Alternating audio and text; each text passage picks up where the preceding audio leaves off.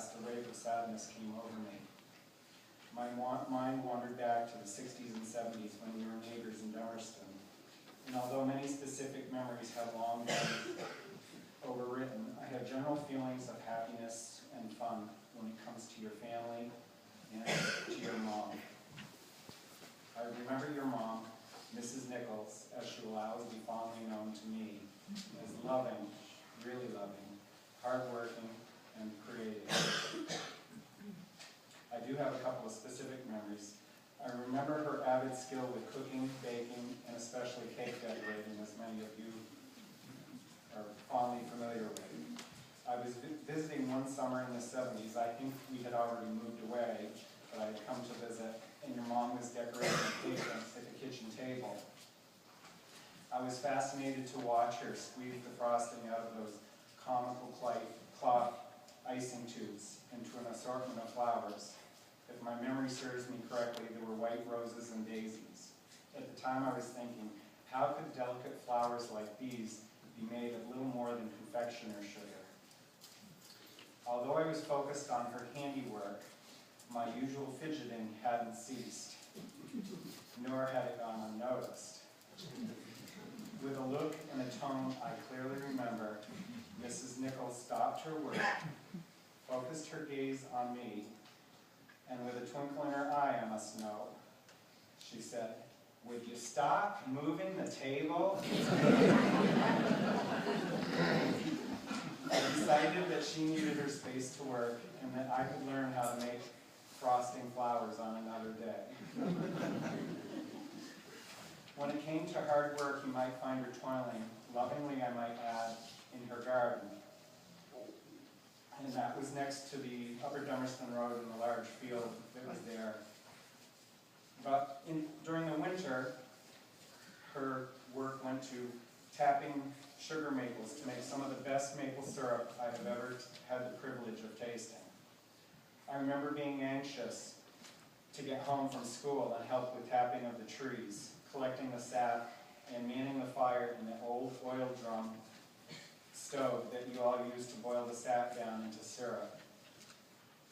Your mom was always part of that process from the beginning to end, and I enjoyed tagging along to help her and those of you participating in any way that I could.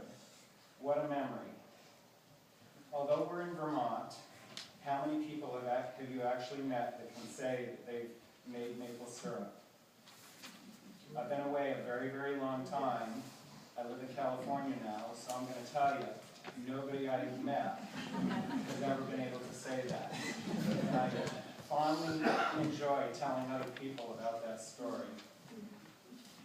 And I have to say, I really am lucky that I got to share that experience with your mom and with you all. I guess there's something magical about Vermont in the winter because the final story that I want to share with you and perhaps remind you all of is your mom guiding a Christmas tree hunt on family land, and I think it was Newfane or perhaps Wardsboro. I think it was probably December 73 or 74. I remember there being snow on the ground, although there couldn't have been much because your mom guided the expedition some distance into the woods off an old dirt road. In my mind's eye, I still see the dappled and subdued winter sunlight shining through the trees. This is where we encountered scattered stands of spruce trees of the right size for Christmas trees. We would move as a group en masse from tree to tree, and Mrs. Nichols would study them up for shape and size. It was exciting to me because my family brought out the same artificial tree from the attic year after year. And there was no expedition in that whatsoever. When Mrs. Nichols had finally selected the right tree, the rest of us watched Dewey use a saw to cut it down. The expeditionary team then carried the tree out of the woods and fastened it to the roof of the car. It was another awesome experience that I got to partake in with you all and with your mom. Wherever I've lived for the past few decades, the closest I've ever been able to come to such an expedition is to go down to the corner lot where trees were all lined up. It had been cut probably a month earlier and had been brought in from over 1,000 miles away. But I must confess, I've continued my family's tradition of decorating scentless artificial trees at Christmas.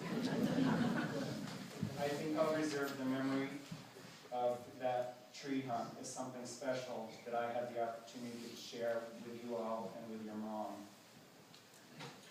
Although you will find times of sadness in the days ahead, try to remember such unique adventures and experiences that you got to share with your mom, and share them with each other.